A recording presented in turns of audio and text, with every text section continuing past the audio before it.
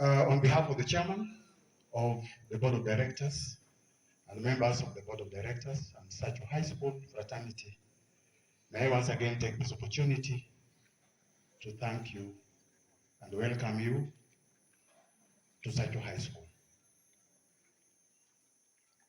I am not a good speaker like those who have come before me. I'm going to be very brief. The reason why you have come here today is because we have some convergences. One of which is that we crave for our children to have great results and great life after 4 years, after university, and when they get into their careers. And that journey, ladies and gentlemen, started the day they reported, the day you brought them, and continues. And majorly, that's the reason why we have called you here, so that you know us. And after you have known us, of course, like you have heard, there are a few things that we will not be very happy about, because we will tell you what we like and what we don't like. We have quite a bit of expectations, like we've been told. The expectations can only be achieved within certain parameters. The parameters of discipline and hard work has been mentioned here, self-control and obedience, politeness and courtesy, and high sense of responsibility. Those words I'm talking about are both for parents, guardians, teachers, and students. Achieving those expectations will demand that we intensify on the supervision of our children. Many times our parents leave the supervision of the children to their peers, house helps, or money. There is something, ladies and gentlemen, particularly those who come from Nairobi. I, unfortunately for you, taught in Nairobi for 10 years, and I know something called tuition. You hand over your children to somebody called a tutor. A tutor is never interested in the conduct of the child. He only wants your money. Of course, if I tell you that if I teach your child and you give me 4,000 shillings per hour, I'll require so many of those hours per day. I don't care what the child is. Gets to know that that's what goes on in those tuition areas where you take your child to in Nairobi. This idea of handing over the children to money reminds me of a story a child wrote for me in a composition the other day. I told you I teach English,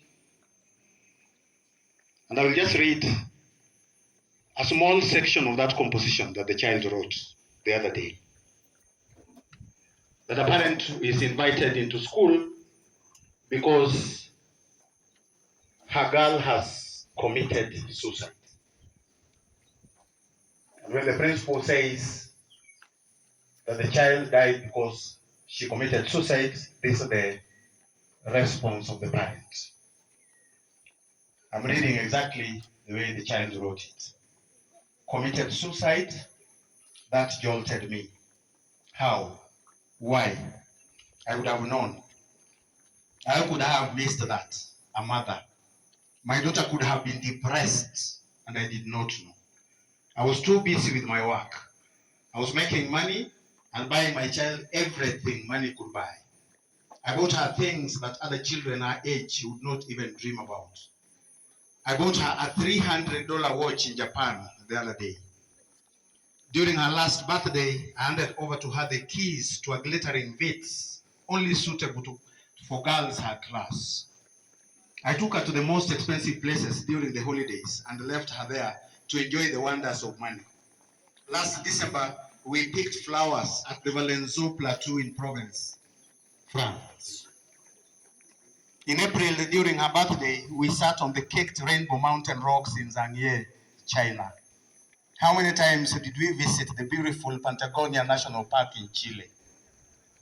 It struck me like a bolt. I never gave my child love.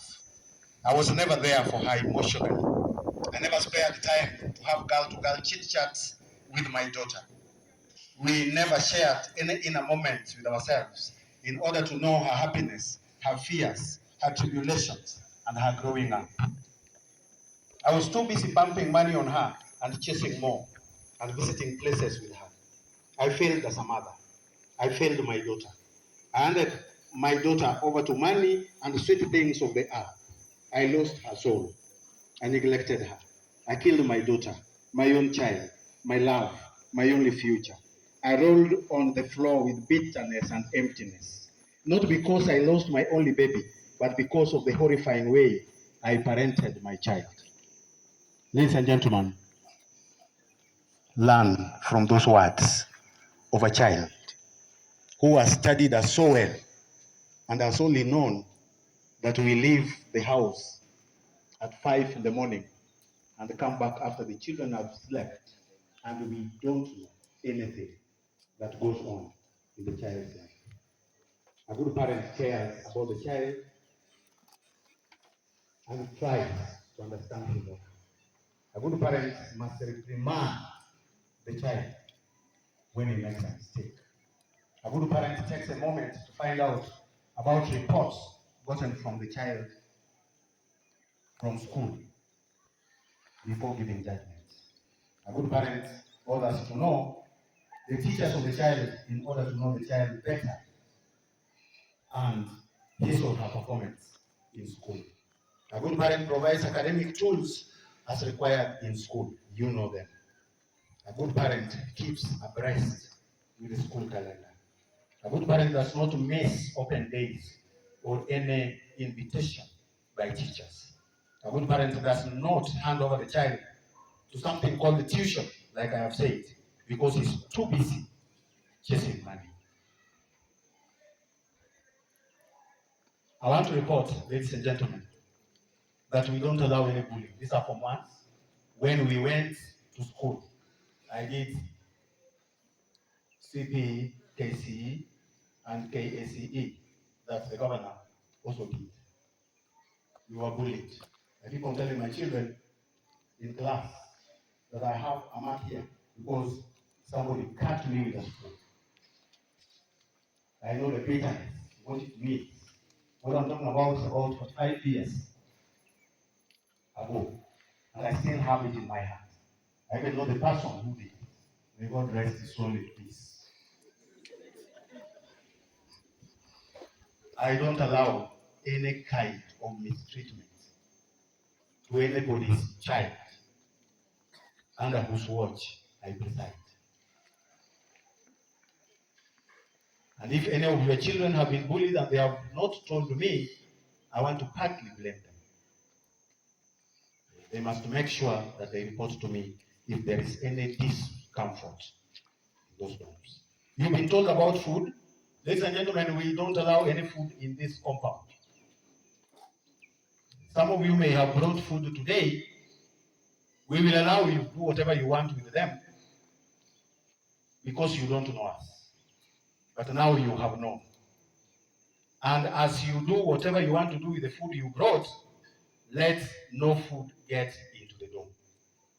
By the way, if you find the food in the dome, we will pack the food plus your child tomorrow back home. So get to know that no food is allowed in the school. And talking about food, we will give you food today with your children. Please don't leave without eating that food. We don't know where we'll take it. You'll be served from the kitchen. You'll be told in a short while. We don't allow any visits unless you have been invited, like you have been told by your teachers. That I was going to Cabernet and I thought I wanted to pass and greet you. We will not allow you. We will not allow you in. Don't get disappointed when you get to the gate and we refuse to open that gate and ask you to leave. Because here, we are not supposed to be visited. We are supposed to be busy with our work. We don't have time for loiterers. We will punish your children. We will punish them.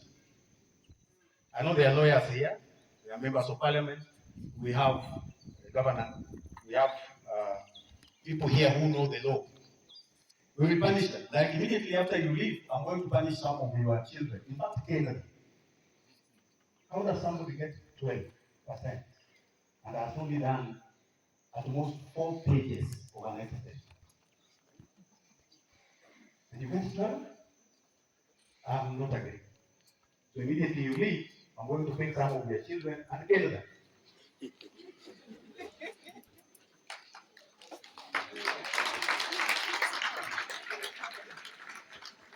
And that quickly tells you, ladies and gentlemen, that we don't tolerate any kind of indiscipline, both academic and general. We don't entertain.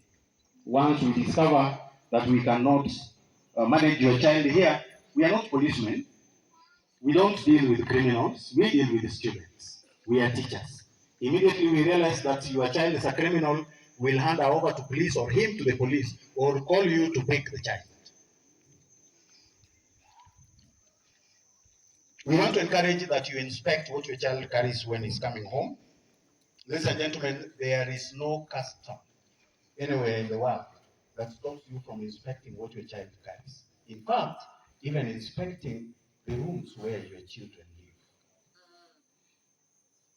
A lot of things happen in those rooms. A lot of things are packed in those boxes to school. There is a video going around of banking being torn out of a child's thighs. Don't leave that to the teacher. Don't leave it. Don't let it reach that level. You can get that bank before the child gets to the gate. We have told our children that we are not going to tolerate any kind of that behavior, and they know. Each time the child comes home, there are documents that the child comes with. Please look at them. We pray that you look at them. There's a newsletter. If you have fee balances, there are fees, statements. There are report cards, academic work. Please look at them. If there's anything you want clarification in, you have the class teacher's number, you have the deputy's number you've just been given. Quite a number of you have my number. Some parents give us children and want to follow those children to help us manage them in school. Please keep away. When you give us the child, allow us to manage that child in school. Manage the child when they come home. And sometimes we cheekily give them exam when they come home and they fail. Just to allow you get to know that sometimes your supervision at home may be weak. So we want to pray that they will come. We'll tell them we are giving you exams, entry exams, that's how we call it, when you are from home and they pass those exams. Give us the children and the trust that we will manage them well. A time for meetings, Sacho is far. We'll give you 9:30 and give you an allowance up to 10. Our meetings end early so that you have enough time to travel back to where you have come from. We will request that you keep those times like you have been told. May I request as I finish that I get to know the class representatives you have given me better, just for about 10 minutes in the school boardroom next to the principal's office after we are through with the meeting. We want to thank you for taking time to come. Thank you. Please make this journey with us like you have been told.